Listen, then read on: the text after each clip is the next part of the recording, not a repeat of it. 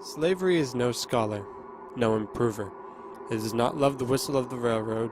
It does not love the newspaper, the mailbag, a college, a book, or a preacher who has the absurd whim of saying what he thinks. It does not increase the white population. It does not improve the soil. Everything goes to decay. Ralph Waldo Emerson, 1844. In my project, I focused on local houses, mostly in Merrimack, West Newbury, and Groveland. And they're houses that are still standing that were stations of the Underground Railroad, where slaves could stay for a few days, probably at the most, on their way up to the northern states or to Canada. In some of the houses, most of them had tunnels, and a few of them had a secret room. I actually got to climb about 15 feet into a tunnel in Groveland, and another tunnel in Groveland was blocked off at the entrance. And a lot of them have rooms that you have to find a hidden entrance, and they're usually behind upstairs chimneys.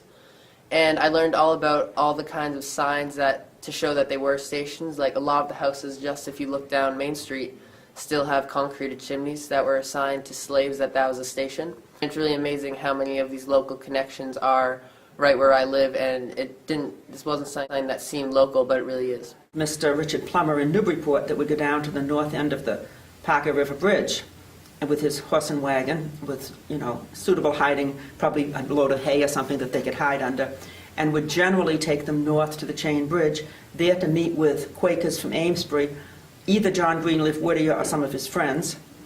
Sometimes the road was not clear. They would hear, I don't know how they would know, but they would know it was not a safe way to go. They'd come out to West Newbury to Turkey Hill Road and come to Robert Brown's farm.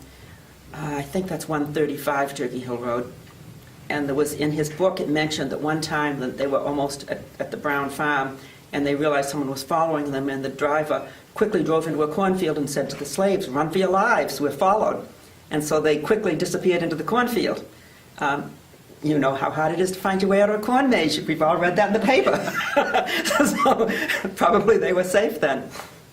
And then from the Brown farm, Mr. Brown would take them, and so then they would be safe. The slaves would come here through whatever avenue, and I guess they varied depending upon the conditions and how closely they were being watched, and they would be brought into the cellar and then bricked up inside one of the arches that supports the main chimneys and given food and water, and they would sometimes stay as long as 2 days closed into this little dark space in there.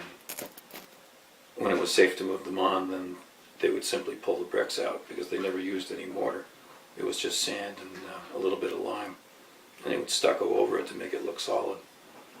One of those walls is still in place down there.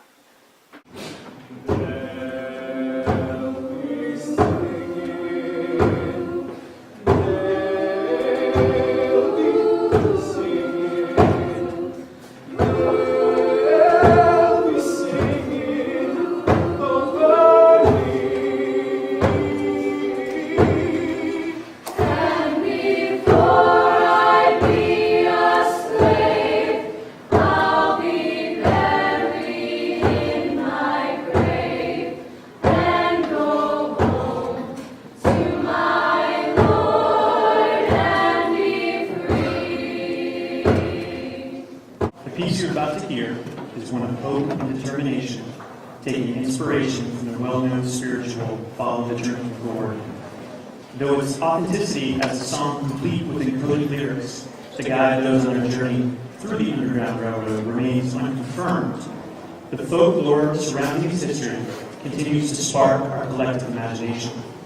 Please enjoy Station Merrimack.